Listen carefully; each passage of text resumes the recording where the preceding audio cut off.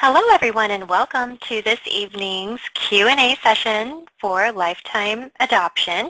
My name is Kim King and I am co-hosting with Libby Denniston, and we're excited to have some time to spend together this evening to answer the questions that are on your minds and discuss, the things that families wonder about when they are in the process of exploring adoption, making decisions, planning, or even, they've already done all their homework and they're waiting to match, but they still want to stay in the loop and be aware of the ongoing adoption conversation we're having here at Lifetime.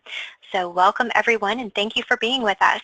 If you are brand new to Lifetime, I see here on the poll that Libby had put up for our live webinar guests, some of you are just thinking about adoption at this point, so you might not have applied, filled out your application with Lifetime. Many of you are researching adoption, so I appreciate that you're here. And if you have not taken the very first step with Lifetime to fill out our application online, now is a great time to do that. You can fill that out this evening. We'll start processing it tomorrow. We normally have responses within 1 to 5 business days. It is a free application on our website at lifetimeadoption.com/apply. Now, if you have questions that you'd like to have answered prior to filling that out, we are happy to speak with you. Just call 1-800-923-6784. If we're not able to assist you in the moment that you call, we normally return phone calls within 1 to 2 business days. And email. You can email us. Apply, A-P-P-L-Y, at lifetimeadoption.com. That'll go to our applications coordinator, and she'll get you a coordinator to assist you with your questions. If you're already in the process with Lifetime, of course you have your coordinator, but if you're not sure who that is at this point, if you're pretty new to Lifetime, just call or email us, and we're happy to connect you with your person, or someone can at least start answering the questions that you have. The application is a great first step because it helps us learn a little bit more about what brought you to adoption, some of your basic preferences, some of your basic characteristics. We get to know a little bit more about you and your situation, where you're coming from as you explore adoption, and that enables us to better answer the questions, tailor fit to what you have going on. Though there is general adoption information, sometimes certain information applies to certain people. Other people may not need that type of information as much. So the application is a great first step. Also, join us on Facebook, facebook.com/open.adoption. And with that, Libby, thank you for setting up our webinar this evening. I'm excited to see what is on everyone's minds tonight.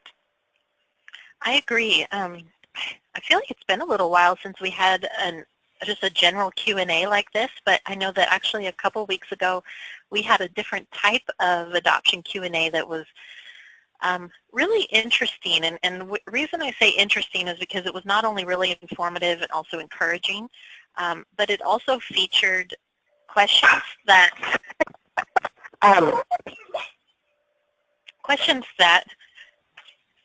we don't usually hear to us directly, that are usually questions that sometimes people feel more comfortable asking other adoptive parents. So if you missed that webinar, I invite you to go to adoptionteleconference.com and check out the parent-to-parent Q&A that we had last. And tonight is a really great opportunity because Kim and I both have a lot of experience at Lifetime, and also what is so great about these Q&As is that the people who are attending, like you, often chime in with their own questions and comments, which reveal a lot of their experience personally too. So we really invite you to share if you have an experience or a resource or a tip based on a certain topic that comes up. You're totally welcome to chime in because we love seeing that come through. It's almost like the audience is helping each other. And of course, I think it's always full to learn from other people's questions. As I know, even for us, we will sometimes say, oh, we've never heard that question that way before, or a lot of people hoping to adopt don't always know which questions even to start with. And so please don't be shy. We really welcome your questions tonight, and you can put those in the questions box. And Kim, real quick before we start with the questions, we had brought that poll up, and I thought it was real interesting that we have sort of a mixed audience with the majority of attendees being kind of split between I want to adopt and I'm starting to research, and then we also have a good portion of you who are already working with Lifetime. And the reason I mention that is because A lot of you have probably heard these topics tonight, and so you may even be a help to someone else who is just starting to pursue their own dream too.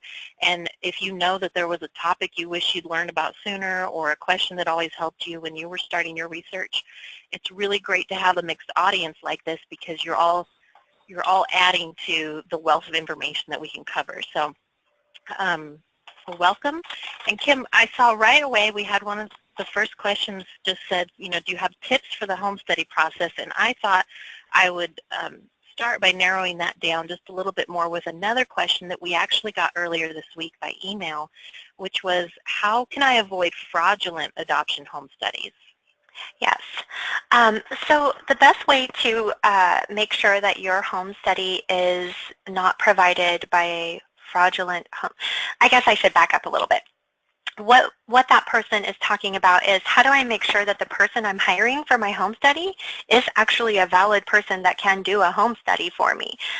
We've actually seen where someone had a fraudulent home study. They were not aware. As the adoptive family, they were totally innocent in this and had hired somebody that was not actually qualified to provide home study services.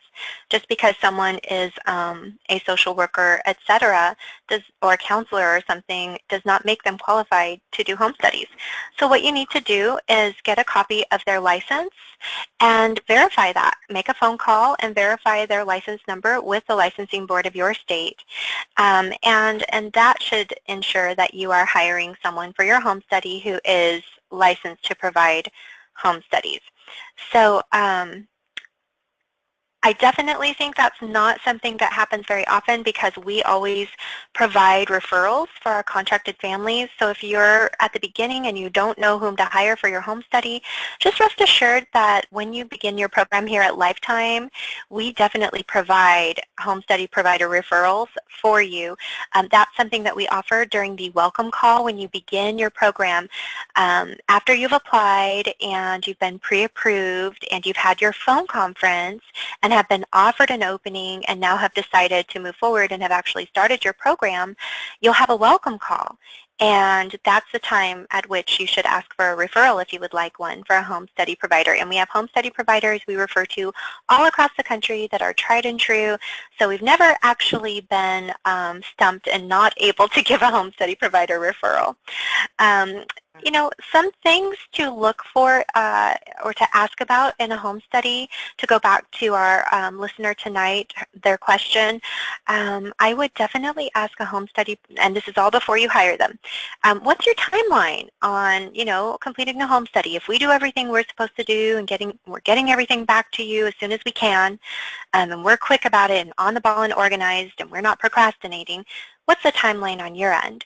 And if they say, a couple of months, that's normal. Home studies normally take about 6 to 8 weeks. If they go into a 3-month time frame, well, you might, wonder why it would take a little longer than everybody else, and that might just be the pace that they work at.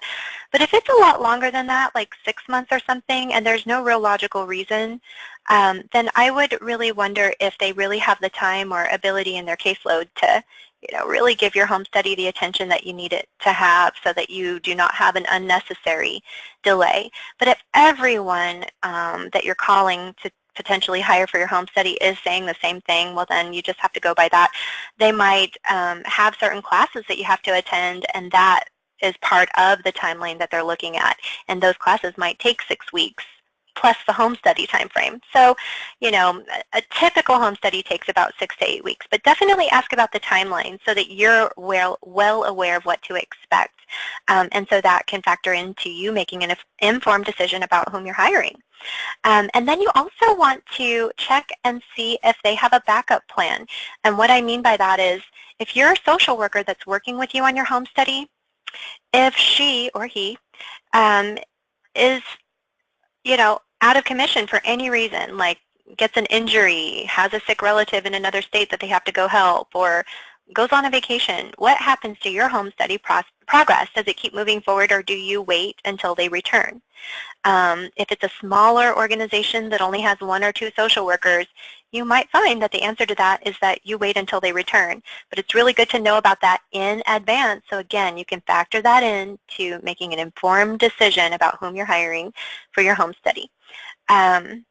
And then also, I think another good thing to look at is, as you are developing your basic adoption preferences, if you're open to open adoption, if you're open to transracial adoption, kind of sound out the home study provider and see if they're supportive of that too, or do you get sort of a vibe that they are disapproving of that? Because you definitely want to work with a home study provider who shares your same kind of like ideals in your adoption and is there to help you get the right resources for the adoption that you are open to, instead of trying to talk you out of it because of their own personal opinions or beliefs.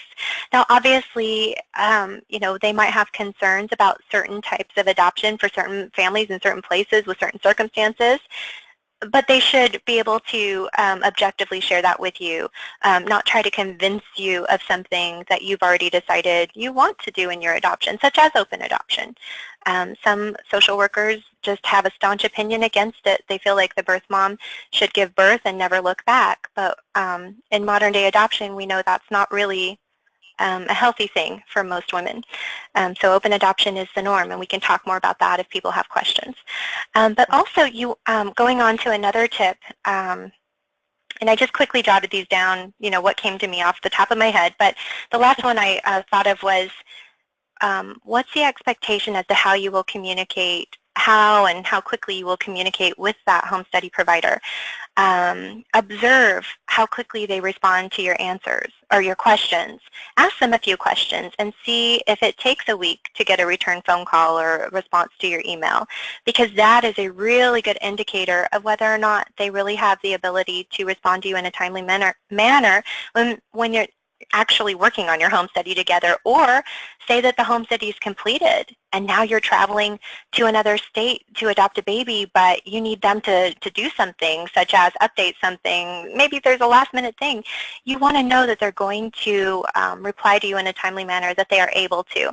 A lot of times with smaller organizations, they may have a heavy caseload from time to time, and so they're out in the field a lot, like doing home visits, post-placement visits, going to hospitals, meeting with birth moms.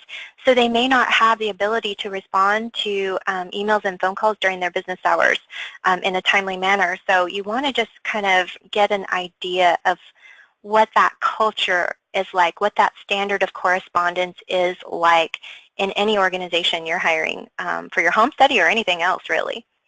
So hope that helps.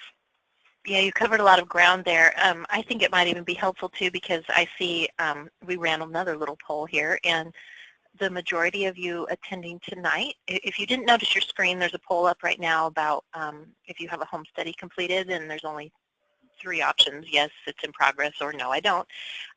But a lot of you don't yet have a home study completed, and so I know that that might be because some of you are not only new to the process, but you may not even really know what we're talking about with respect to what a home study is.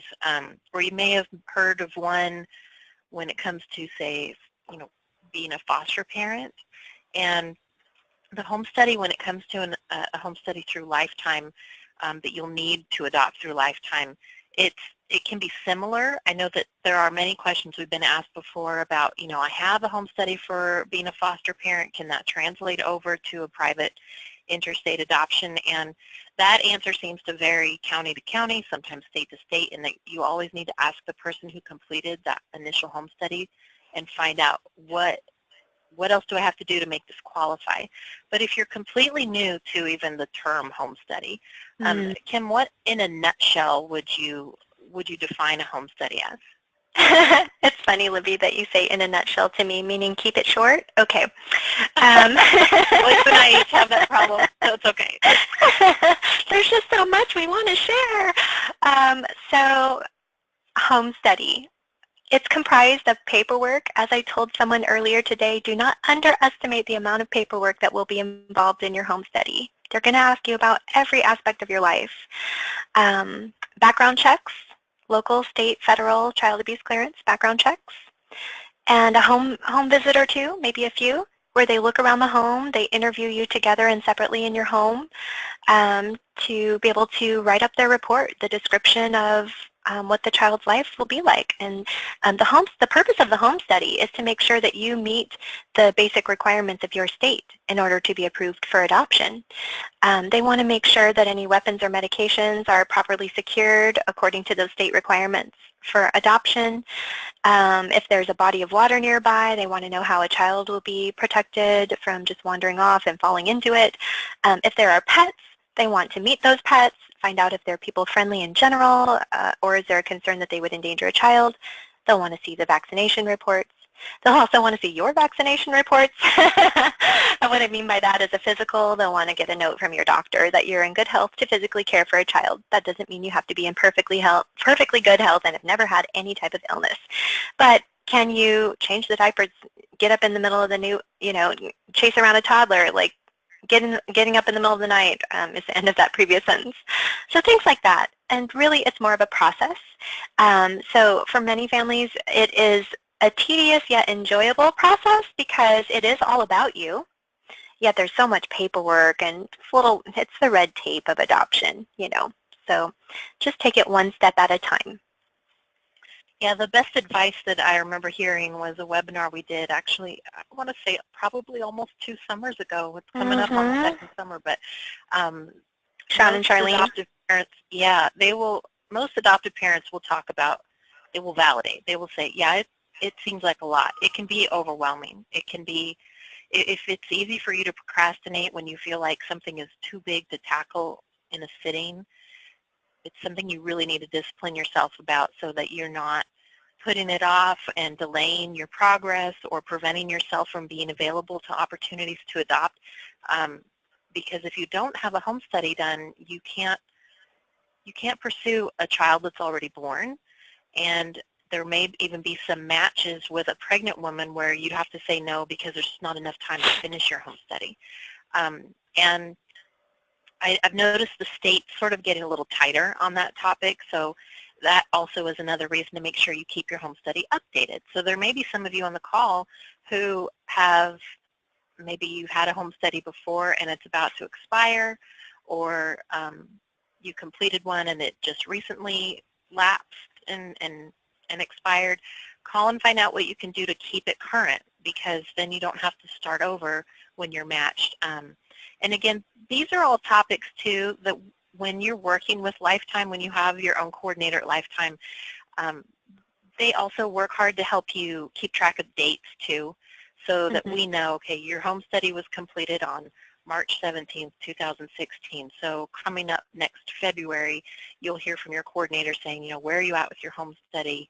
And every month you get to look at a status sheet that would show you what we have on record as your home study status too. So if you're looking at that month to month and it goes from, yes, we have one, to needs an update, that's a good trigger also for, okay, I need to keep this current. But also, sometimes there's a popular question on these Q&As to ask, do I need to have a home study completed before I start with Lifetime? And since we're showing that a lot of you don't yet have a home study, it's good for you to know that the majority of people to start up with Lifetime will start their home study process at the same time. But sometimes that's a personal preference too, and so the coordinator that you're working with before you even enter Lifetime's program can definitely help you work out the timing and what will work for you, what Lifetime will need from you, so that you don't miss out on opportunities or wait longer than necessary just because of some of these logistics. So, and again, like Kim said before, we also have referrals. These are common questions we're addressing probably on all of our webinars, because the home study is, I guess I would say it's probably your #1 vital aspect to be available to adopt. You can't adopt without a home study. Yes. But not to be afraid. Like Sean and Charlene, these adoptive parents who shared their story with us before, they just said, we sort of made a checklist, and I think they said every night actually, they sort of chunked through a little portion of it and then put it aside and then worked on it the next day, so that it was done in a reasonable amount of time, but not something you felt like, you're cramming for an exam for 5 different classes the night before and you're staying up all hours. It's not something you need to over stress, but it is something you need to prioritize. Libby, while you were sharing that tip from Sean and Charlene and the example of how they made it through all the paperwork and everything, Leslie commented, to be prepared, you might be paying travel fees if you live in a rural area. And that is something good to keep in mind. You might be hiring a home study provider who's not actually close to you. And it is pretty normal that they have a certain radius that they'll travel to or within at no extra charge for your home visits. But if you live beyond that, you may be paying mileage, or if it's going to take an overnight visit because you're so far away, such as living in a remote area of Alaska that's going to take a plane hopper, to get to you. Or like Leslie said, you live in a pretty rural area. There aren't any other options to even hire someone closer to you. You may be paying some travel fees for that. So that is a good question to ask. Now, when we do the referral for the home study provider during your welcome call as a newly contracted lifetime family, I would say to definitely contact the home study provider we're referring to, even if they don't appear to be in your local area, because we might be referring to an agency in your state that has social workers that cover different regions and won't charge you for travel because they already live in your region and then they are all under that one agency. So, you would contact the agency in your state to do the home study, and then they would assign you to a social worker, or a social worker would be assigned to you, and that would be the social worker who covers your region. For example, Texas. I know that Texas is, well, everyone knows Texas is a big state. When we refer to our referral in Texas, sometimes we get calls saying, hey, do you have anyone closer to my area, because I can tell by the area code that they're nowhere near me. But if they were to just call, the contact at that agency would say, yeah, we've helped lots of lifetime families. What town do you live in? And they'd say, okay, here's our social worker that covers your area. So then you'd be connected even though the main office isn't in your local area. But yeah, definitely good insight, Leslie. Being aware ahead of time if there are travel fees for those who live in a rural area. Really smart. Yeah. And these days, too, I have to say, because there's usually parenting classes or adoption-related classes that adoptive parents have to take, and I have noticed that more and more they're being able to take some of those online, that they don't always have to drive. I remember when I first started at Lifetime, that some of the adoptive parents in Northern California had to drive a few hours to get to where the classes were and spend a whole Saturday or a whole weekend attending classes in person.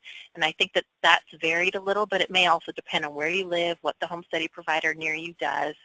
And again, those are things too, like Kim gave the great tips for interviewing your home study provider. So you don't feel awkward or shy about saying, I really don't know what to expect. Can you just lay it out for me? And get clarity so you know what you're walking through and what's expected of you. Because I will say one of the hurdles I usually hear is, well, my home study is taking forever to complete. But then when you ask the home study provider, they say, I'm still waiting on things from this family.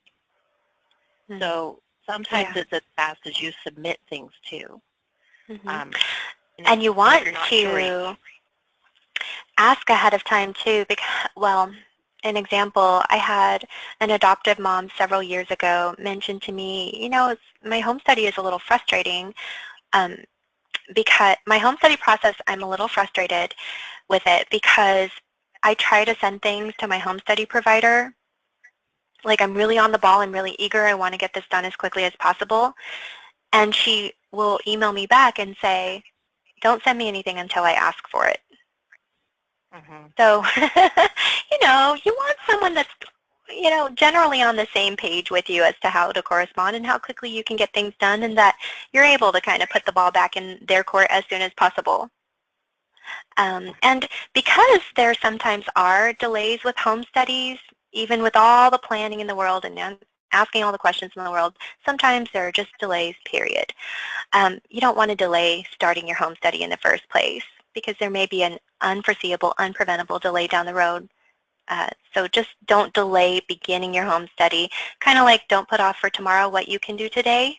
Just apply that to your home study process, and make sure when you start your program with Lifetime that you are starting your home study if you are fully activating. Not necessarily in the payment plan, although it's a good idea, and you can talk with us about the timing in general the timing specifically for you. I'm just speaking in general here. If you're in the payment plan, you might have a different timeline to go by, but if you're fully activated in our program, our requirement, like the deadline, is that you must have started your home study within the first 45 days, but you should practically be done with your home study by then. So, just start it within the first couple of weeks is what I would recommend, fully activating your program. You don't have to have it done before you get into your program. I love this tip too, because we have run into this, thank you, Rob, that there are also timing considerations with things like your doctor visits, fingerprints for background checks and things like that. And that's so true. If you know that your doctor is hard to get an appointment with, don't put off making an appointment for the physical you'll need for your home study. That is a good one. Same goes for your update. If you know that you have to update your physical every year and you know that it takes 8 weeks just to get a physical because it's not urgent, then put a reminder in your phone or on your calendar, whatever works for you. And even if your home study provider doesn't need it yet, you at least are working on that and you have that in the book. I mean, worst case scenario, you could call your doctor and say, we just got matched, the baby's due tomorrow, so I don't need my physical just yet. Can I postpone my visit till, I'm ready? Yeah, it's better to be early. Better to be early than lapsed. Yeah. And the same thing sometimes goes with fingerprinting. Kim, I was just going to add that sometimes what you have to also be aware of, and this may be a little bit home study 201 kind of advanced or intermediate, but sometimes when you get your fingerprints done, those will also have an expiration date. So if you complete your fingerprints and then you don't complete your home study until 2 months later, you may need to update things a little sooner than you originally finished them, just so that there's no lapse. Because some states, when they're clearing you to go home, they're not only looking at your whole home study date, but they're looking at your fingerprints, your FBI clearances. So keep track of these dates in whatever way works for you, because some of these finer details your Lifetime coordinator may not be able to track based on the finished home study report. But you will know between you and your home study provider. And the bottom line is you don't want to be out of state with your baby and then hear, oh my gosh, I can't get home for 6 weeks because we have to complete an update, and right now my husband has to go home and then he's going to come back and take care of the baby, and then I have to go home and finish some things. You just don't want to juggle that then. That's why we emphasize the importance of keeping it current and all the ducks in a row, because once you're making those motions, traveling to meet that baby, you don't want to have to backtrack. Background checks, all of your background checks must be less than 1 year old at all times in your program here at Lifetime, even if your state personally only has you do them every 3 years. If you're in Lifetime's program, we have a special requirement for our families that supersedes your state requirement if yours is longer than ours. So just make sure they're never more than 1 year old. So, Libby, there's something here in our questions from Denise. And Denise, please email me, kim@lifetimeadoption.com. She has a birth mom in another country that she's been in daily contact with, and she wants to know how to go about that adoption. And I am raising an eyebrow here. I don't know that international private adoption is possible. Oftentimes you want to be very, very, very leery of scenarios. So please, Denise, email me, kim@lifetimeadoption.com, and let's talk about what's going on. I can definitely give you a referral to somebody who legitimately can guide you through an international adoption and let you know whether or not you should become involved with this birth mother. So be very, very leery of that. Here at Lifetime, we get calls on our 1-800 line all the time from people in other countries that want people to send them money and want to place a baby or want to be adopted themselves. And here at Lifetime, we only assist with domestic adoption, domestic private adoption of children usually infants, not adults. So, I don't have experience with international adoption as an adoption professional. So that's why I would want to get in contact with you, Denise, and be able to refer you to somebody who can, because from the outside looking in, I would be very, very leery. Can't emphasize that enough. Thank you for covering that, Kim. That's a really good tip. And that kind of leads to another question we had that said, typically what do the adoptions at Lifetime look like? Well, how does an adoption look here at Lifetime? Well, we can talk about the outcome. Our typical adoption is a newborn baby where you were at the hospital either at the birth or shortly after the birth, and typically the baby goes home from the hospital with the adoptive parents. Now, I'm kind of glossing over some details that may or not be a cookie cutter for every adoption. But then once you leave the hospital, you are waiting for clearance to be able to cross state lines. Whomever is doing your legal work is going to be the one pursuing that clearance. It usually takes about 7 to 10 business days to answer a question that was previously asked. And so from there, you're getting clearance. You're traveling home from the birth mom state with your baby, home to your state. You are, hopefully able to take paternity and maternity or some special kind of leave, some vacation you had saved up or some FMLA, whatever you're able to do, and then you are waiting to do post-placement visits with your social worker who originally did your home study. Usually, that's usually the same person. All states require at least 2 post-placement visits.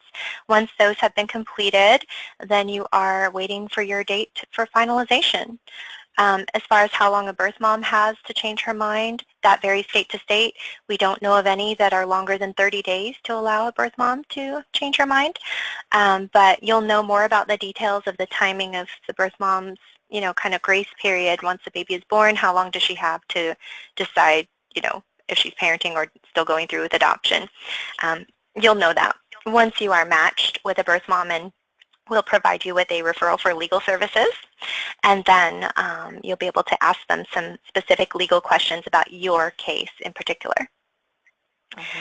As far as what happens before you're traveling to the birth mom state, there's a lot going on ahead of time. You're working on your home study, you're working on your profiles, website, audio, video. There's a lot that you're doing. Hopefully you're attending webinars so that you can stay in the loop as to what's going on behind the scenes here at Lifetime and getting these little tips and reminders that you might not have if you're out there just floating on your own. And you're doing your monthly check-ins with us.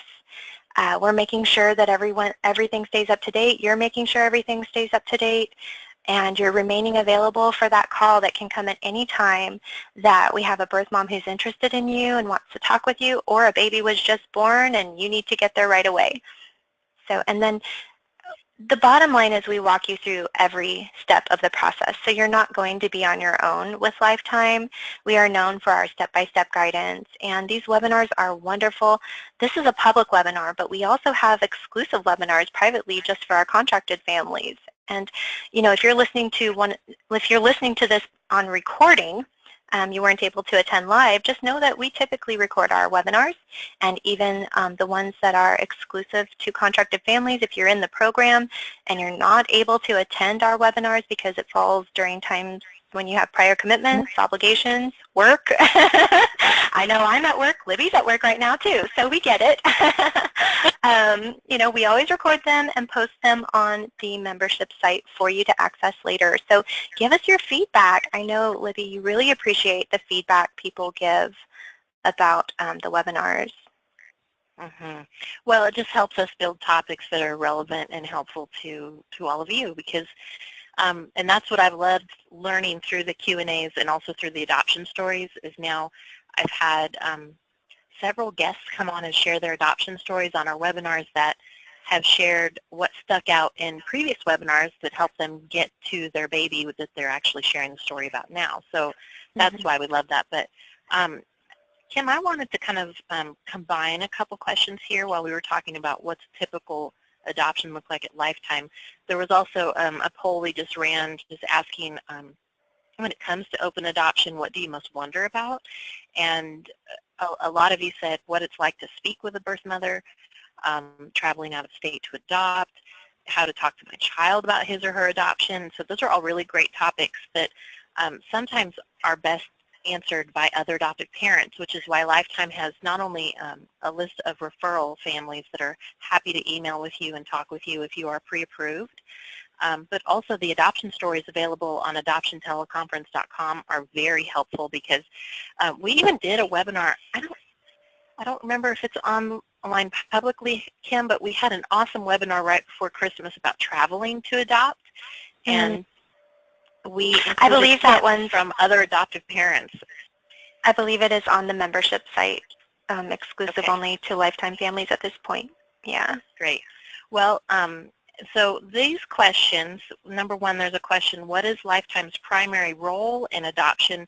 And then another question I wanted to sort of twist a little to apply it to more people, but this one was asking, you know, is there a wait to adopt an African American baby? But I wanted to instead change it into how are families chosen for their matches at Lifetime. So let's talk about what Lifetime's role is, what we're doing while families wait. I know you mentioned the step-by-step that happens, especially once a family's matched and going towards their baby, but let's talk about what Lifetime's doing to get you to that match, and then also what's happening on the other side with these birth mothers who are considering adoption.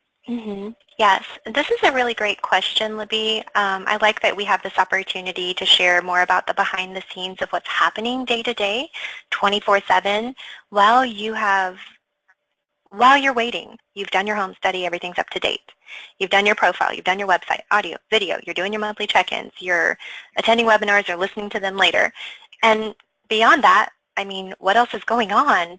There's a lot going on behind the scenes that you don't know about yet until we have a birth mom who has met all her requirements and is interested in you in particular, and we already know all the preferences match. So it all starts with your preferences. And that is part of what we look at when we are evaluating whether or not we can offer to assist a family. It's part of the application process and doing the phone conference. We ask you all about your preferences, the preferences that we base our matches on here at Lifetime. So we'll ask you all kinds of questions about your preferences, the different characteristics that you are willing to move forward with in your adoption. And we ask that you only put a yes on things that you're fully on board with. That you would want to be chosen by that birth mom. Because when it comes time to start presenting you to birth moms, we are proactive. When we have a new birth mom that we're assisting and she's ready to view profiles, we're sending your profile to her if all your preferences match. You meet what she's looking for and she also meets what you are looking for. So if you're very open on race, you're getting sent out to a lot more birth moms, as long as those birth moms are open to a family of your race as well. You know, it's a mutual match. It goes both ways. So once we have a birth mom who has, you know, gotten to at least maybe 16 to 20 weeks along in her pregnancy, she's returned a proof of pregnancy. We've gotten that from her doctor's office or clinic. She's signed off on a medical release form. She's filled out her complete medical history questionnaire. We've talked with her about adoption, the permanence, not sugarcoating it, but hey, this is permanently terminating your parental rights. This is not co-parenting or shared custody. Asking her about herself. Where's she living? Is she working? Does she have insurance? What are her plans for the future? Is she going to school? Does she have other children? Has she done adoption before? Is she in a relationship with a birth father? Do her friends and family know that she's pregnant? All kinds of social questions. So we're learning more and able to help her self-screen whether or not an adoption really is the best solution for her and that child.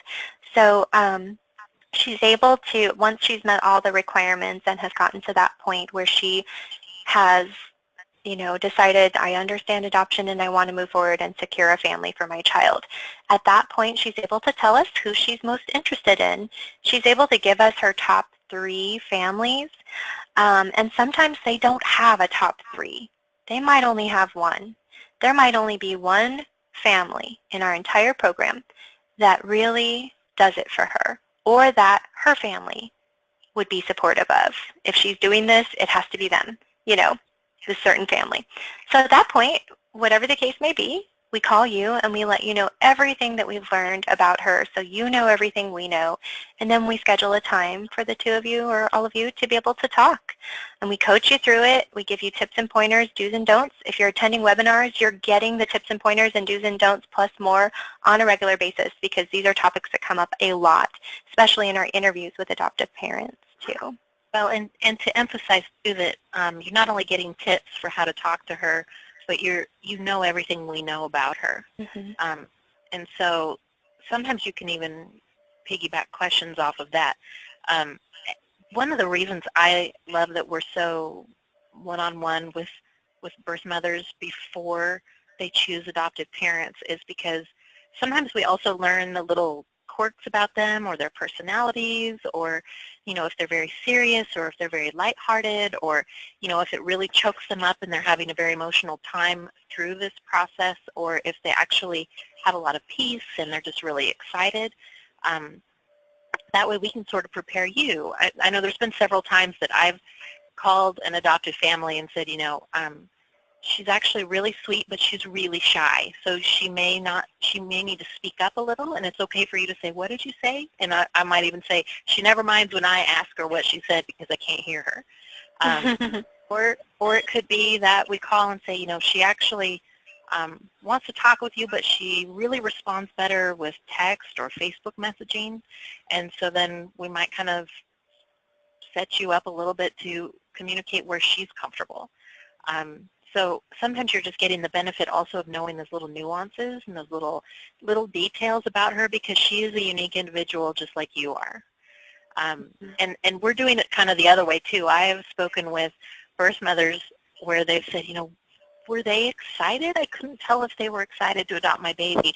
And then I could say, well, they've gone through a lot. I know that they just really don't want to come off as if they're pressuring you, so I think they were trying to kind of hold back. And then I might come back to you and say, she wants to hear you excited, and then and so it's those sort of things I think that make each match so personal. And so unique. No adoptions are the same. We may apply and try to fit the same rules and the same kind of recipe to get you to the same goal as the other families, but your process is going to be unique, just like that birth mother's story is going to be unique compared to other women. We never assume that everybody's going to fit in a box. So that's honestly what I love about open adoption. And when we're educating women who are considering adoption, the number one reason I would say that in today's world of adoption that we really want a birth mother to have a choice in who adopts her baby is because she's less likely to change her mind later. She's less likely to look back on her adoption with regret or with, an extenuated grieving process. She's more likely to feel like, I know who they are and I trust them and I'm glad I'm giving them to my baby. So if there's any of you, I know we get this question sometimes, even from people who are already waiting with Lifetime. We get asked, why does a birth mom get a choice? Why can't we just go and if you're a woman who wants to choose adoption for your baby, then put your name on a list and these adoptive parents will go and sift through it and choose you. But it can't really go that way because she wants to know what happens to her baby, and she wants to know that she was intentional in giving her baby a future through you. But to ease your mind, it's not like she's looking at you like some weird reality show of, pros and cons and all the flash and popularity that might trigger some insecurities with you. She's looking at you so individually, just like choosing a friend. Or I'm sure some of you out there, maybe you have big families and there are people in your family that you click with as friends and others you just love them because you have to because you're family. And she's looking for that click. There may be something that stands out that just gives her a peace of mind, like maybe you look familiar to her, or you look like a friend who was very kind to her before, or you look like a favorite aunt, or maybe you share a hobby. Maybe she was always into music growing up, and then she got out of high school and kind of fell into some hard times and really hasn't pursued her passion for music in a long time, but she reads your profile and you play guitar and you sing at church, and maybe you're into theater and she's thinking, oh, I missed that. I would love for my child to grow up with that because I loved it so much. So you can't force it's going to stand out to her. But what Lifetime does is helps you bring all of that out so that she can see it and decide. And then when you're matched, you usually know that, like Kim said, it's a mutual thing. We're not presenting you to women that you already said, no, I would not consider an adoption like that. Mm-hmm. So we want to call you with an opportunity that you're excited to say yes to. We're not going to try and force you into an adoption. Right. And as I said, it all goes back to that conversation that we'll have with you about your preferences. And if there are preferences we're asking you about that this is the first time that this topic has ever come up, and you're looking at your husband or you're looking at your wife and you're going, we haven't talked about this yet. It's okay to say, we haven't talked about this yet. Or, open adoption, it's not that we're opposed to it, but we've just never talked about it. Do you have information that we could read through or listen to about it? Then we can send you our open adoption resources. You have your chance to review everything and make an informed decision, and then let us know how your preferences fall in the end, because you really only want to say yes on things that like Libby said, you want to be chosen by that birth mom, and that lends a lot more stability to your adoption, because the birth mom will never pick up on an uncertain vibe about you. You'll be decisive. You'll be decisively excited about adopting that baby. So whether or not you're on board is the last thing she has to worry about. And that's very good and healthy for you moving forward, and knowing Lifetime is well aware of everything you're okay with and not okay with in your adoption, so that you're never expected to adopt a baby that's not within the preferences that you have. And you don't put a birth mom in that sticky situation of getting rejected either. Right. Yeah. So Lifetime's role, I mean, it's really all parts. It's not only getting you prepared now, because we haven't really talked about this, Kim, but sometimes we have been able to share on previous webinars, and I know that when we talk one-on-one with adopted parents who are just inquiring and researching Lifetime, it's good to remember that if you apply and Lifetime says, we don't have an opening for you right now, that's not a personal reflection on your ability to adopt. That is Right. us looking at, will you be successful in our program right now, or will you wait excessively, or are we getting birth mothers who are looking for a family like you? Because we want everyone to be successful. We don't want to just say, okay, good luck, and then cross our fingers and hope that you'll have a success story. We want to know that we're working with women who are looking for families like you. And so that's what we're looking at, the application as a whole. And so that's the very first phase. And in that phase too, even if you are pre-approved and then you decide, I'm just not sure we're ready to adopt, or we found another avenue, fine. I look back and I think of one woman in particular who actually is a fan on our Facebook page. She doesn't work with Lifetime, but she constantly comments on how the webinars and how the different tips or photos or testimonies encourage or help her through her own adoption. So even if you aren't working with Lifetime, you can still look at this as, this is a step. This is a step towards the process that's going to lead to your baby. But then for those of you who enter Lifetime's program, we're going to continue to keep you informed and keep you prepared and do as much as we can to make the waiting as easy as possible. But really the waiting is so unique for everyone that I always encourage you, if you're on the front end of the waiting, don't dread it, but also just prepare. Prepare yourself for the ups and downs that are normal. And then like any other trial in your life, any other season when you go through wondering if something good is ahead, practice what works to keep you focused and proactive moving towards your dreams, so you don't get stuck, so you don't give up prematurely, and so you don't grit your teeth and grind your cheek when you're sleeping so much that now you just have a headache every day when you even think about your adoption. Do something that keeps it as positive as possible for you, but also recognize your weaknesses so that you can tend to yourself and those longings, because those are real. You know, we're coming up on Easter, and Easter may not be like one of the #1 pressing holidays for adoptive parents, but I know that it probably weighs on the minds of most people waiting to adopt or who are longing for a child, because they're thinking, oh, I would love to hide Easter eggs for 2 kids, or I'd love to just even start a, you know, a tradition where we go buy new Easter shoes and we get pictures taken as a family. I can't wait to become parents and have that time with a holiday. A holiday tradition often brings out the longing a little bit more. So find what works for you to handle that personally, because your adoption professional, whether it's Lifetime or anyone else, we can't tend to every single emotional need that you have, but we do our best to give these webinars and to give you the chance to check in with your coordinator so that you feel connected, because that's really important. That's why Marty, who started Lifetime, Marty Caldwell, she adopted in the era of don't call us, we'll call you when we have something, and she felt so out of touch. And she knows what it means to people who are waiting to adopt, that want to touch base. You know, just like if you were pregnant, you'd have a prenatal visit, you know, every month or so. So same thing goes with adopting. You want to be able to touch base with the people who are helping you so that you feel connected and you feel, you also know that you're on top of all the things that they need from you. And then when you're matched, I'm thinking of 2 families we had last week, Kim, where they were actually last-minute adoptions. One of them was sort of unique when it comes to last-minute adoptions, because this birth mother called us very late in her pregnancy, was not totally sure about her due date, but knew it was coming soon. So she rushed her paperwork in the next day.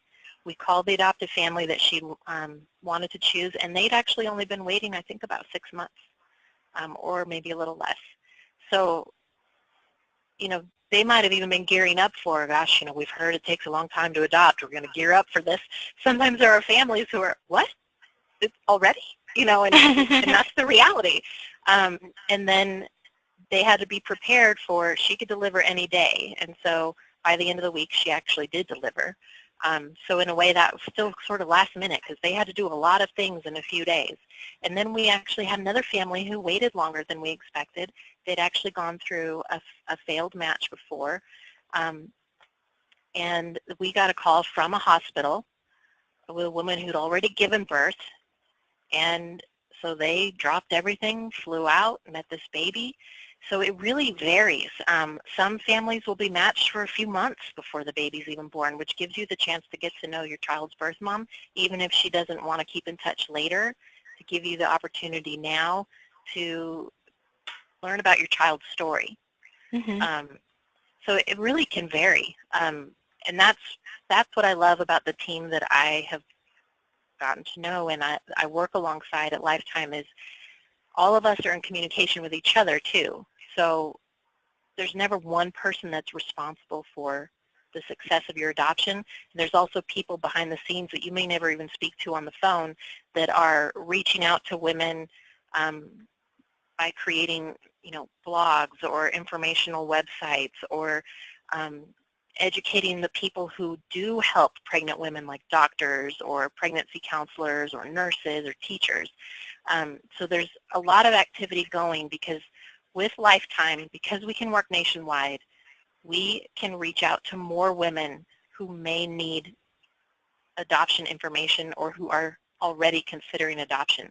And that means that you have the opportunity to be presented to more possibilities to reach that right match. So I hope that that sort of helped. I know that too, what helps when you apply is then we also learn what you're looking for specifically with your own adoption goals. So a good example I always go to is sort of the extreme, like if you're looking for a 4-year-old girl, Lifetime might say, you know, it's possible for you to find that match, but it's not very common with us. So we may direct you, if you have a very specific adoption goal like that, we may point you in another direction so that you're not spending time and resources waiting with Lifetime for something like that, just to find that now you're having to start a process over somewhere else. Right. And another question we had was, you know, I've heard, can it be faster to adopt, or can American Baby? The answer to that really varies, and I have to say I'm actually kind of glad, because a few years ago we probably would have said, yes, typically on average you can adopt a little sooner if you're open to adopting an African American or a mixed race child. But we're seeing more and more families open to those same situations, which means that these women have even a bigger choice now, just like all the women of all other races. And I love that because I think that every single woman should have a choice and have sort of like it's a choice of one or two, which again is a reason why many women are calling Lifetime, is because they know choice. Whereas sometimes when they call their more local, they may be for two families, whether that's, whether she, and she may feel like, well, they're really nice, but, is this it? And she may feel more uncertain about choosing from a smaller selection compared to getting to review 15 families and, getting to maybe talk with a couple of them before she decides. So it's healthier for her to It's healthier for her to make all the little choices along the way in her adoption. It's much healthier for her, which means it's healthier for you, because after all, this is an adoption that's going to last a lifetime.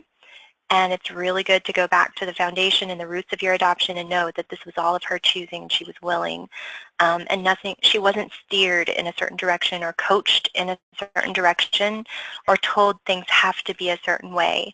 And we do get calls from women who say, I was making an adoption plan, and I hope it's okay, I'm calling you, but I'm just starting to feel uncomfortable with the agency I was working with. They're telling me I have to do certain things a certain way, or that I have to choose this and comfortable with it. And in doing my research, I know that that's not how adoption has to work.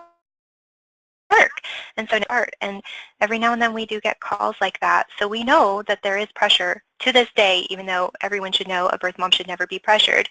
We know that there is still pressure going on outside of Lifetime. And again, if you're listening and you have questions that are related more specifically to your own adoption goals, we really encourage you to reach out. It's okay. Either contact your coordinator that you're already working with, or you can at lifetimeadoption.com. I've also been handing out Kim's email a little bit. Questions that I'm not sure we'll get to about what to expect with adoption fees. Sometimes that can vary depending on where you live too, and not so much with Lifetime, but just depending on where you live. Kim at lifetimeadoption.com. Or if you have questions like, can I adopt in with my state, let us know. Our phone number too, if you like to talk with somebody instead of email, you're welcome to call 1-800-923-6784.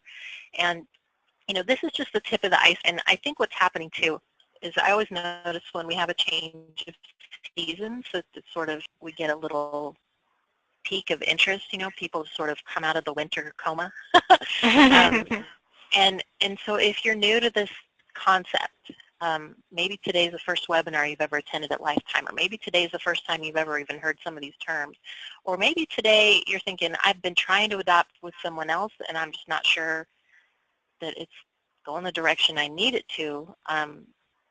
Reach out and ask some questions, but also remember that the application doesn't obligate you to anything, and it just helps us learn more specifically what you're looking for so that we can tell you if we think we'd be the right help or if you might find a better answer somewhere else. When you were talking about something similar earlier in the webinar, it made me think of sometimes how people ask me, hey, we don't want to seem wishy-washy. It's just that we have some other things we have to take care of before we're ready to full-fledged, proactively pursue our adoption. Is it okay if we apply now? Is it okay if we learn about Lifetime first? Or is it going to be like a black mark on us or something? And I'll tell you, we're meeting you where you are. We recognize that everyone's starting in their own unique place, and we might be meeting each other when you've just gotten the word that you might have infertility. So now you're like, well, is adoption going to be an option? So you want to learn more. Or sometimes families are coming to Lifetime freshly grieving a miscarriage or a loss of a child, a baby. and they may not be ready to jump into things right away. Or they might have said, 2016 is going to be the year, and we've been researching adoption for the last 2 years, and now we're going to take some proactive steps. So wherever you are in your process, don't be shy about it. There is no black mark here at Lifetime to worry about. Yeah. Yeah, and same with all of you who are already working with Lifetime. Please don't ever feel like your questions, put a big red flag or something on your file. We don't have favorites. I mean, we have some families who seem to get to know better than others just because of the way that they communicate. But there's nothing wrong with getting clarity. Yeah. And you certainly want that. You don't ever want to look back and think, how did I get here, and do I really even want this match? You want to make sure that you're clear now on what to expect and what to look forward to, because it is an exciting process, but there are a lot of details to keep track of. There was a comment earlier when we were talking about home studies that just said, it was overwhelming, but we got through it. And so the one thing I will say from all these years of watching families come together through adoption is that I truly think, in a way, it's easier than it seems. And I know that that may sound sort of simple. But what I mean is that it's entirely possible if you're willing to put yourself out there, and if you're willing to take the steps necessary, and to not let it overwhelm you, not let it hold you back, because it's happening every day. Families are being built, they're welcoming these children into their lives, and they're having positive experiences. So again, I invite you to go check out adoptionteleconference.com. There's a lot of adoption stories there. Sometimes it really helps to hear what other people walked through and that they got to their goal, they got to their dream. Because from this end, sometimes it looks like, is that ever going to happen? Because we know most of you have probably already spent at least months, but probably more like years, waiting to add a child to your family. And that can get draining and exhausting, but when it comes to adoption, at least what I see with Lifetime, when families follow the steps and they stay ready and they stay open in their heart too, and they don't get calloused, it happens. It happens, and I wish I could tell everyone, when exactly it would happen for you. But all I know is that it starts with a step. It starts with a step-by-step, and the only way you're going to get there is if you explore those steps. So we hope to hear from you. We had somebody say, what do you mean by callous? I mean, like, we have worked with some families. The person who asked here, I just want to reassure you, you're not one of those that we consider. You stay very soft, and you stay open to suggestion, and you stay open to learning. It can get really easy to be jaded or skeptical about the process, and if you bring those sort of hard-hearted feelings even over into a match with a birth mom, she usually will detect it, and she'll start to doubt that you're actually there for her and her baby. And I don't want any of you to get skeptical about what's ahead. I want you to be smart, and I want you to make wise decisions, but I also want you to keep that little part of your heart soft, because you're going to meet a real-life woman who's been through a lot, and she's going to need your compassion and your tender heart. So don't harden up now. Believe that it's going to happen. So one of our listeners said, I'm getting teary-eyed. And me too, Lippy. Way to end the webinar. That totally gets me. Oh, yeah. Well, thank you all for joining us tonight. The way to contact us is 1-800-923-6784, and the way to apply is lifetimeadoption.com/apply. And the Facebook is facebook.com/open.adoption, or email us. You can go through the website and fill out an inquiry form if you prefer. One last question. When you begin your program, you go into a 3-day processing, and then, so for example, if you started your program today, you will probably receive your materials by the end of next week in the mail, but you will hear from your new coordinator to schedule a welcome call, and during that welcome call is when to request your home study provider referral. So I hope that helps anyone who is just getting started know a little bit more about what to expect, and remember that we will walk you through all the steps. And thank you everybody for being with us tonight, and I hope this all helped you, and we'll look forward to talking with you soon. I hope everybody has a wonderful Easter, celebrating what Easter is really about. Absolutely. Thank you so much, Kim, and thank you to all of you with your questions and comments. I wish we could keep up more. I'm going to stay on a little bit after and see if I answer a couple of these, but just please remember to reach out to us. And I second what Kim said. Happy Easter, and may you find blessings in this weekend that just renew your spirits and help you get closer to that dream of the family you see ahead. So hold on to that, and we will meet with all of you again soon. Thanks, everyone. Have a great night. Good night.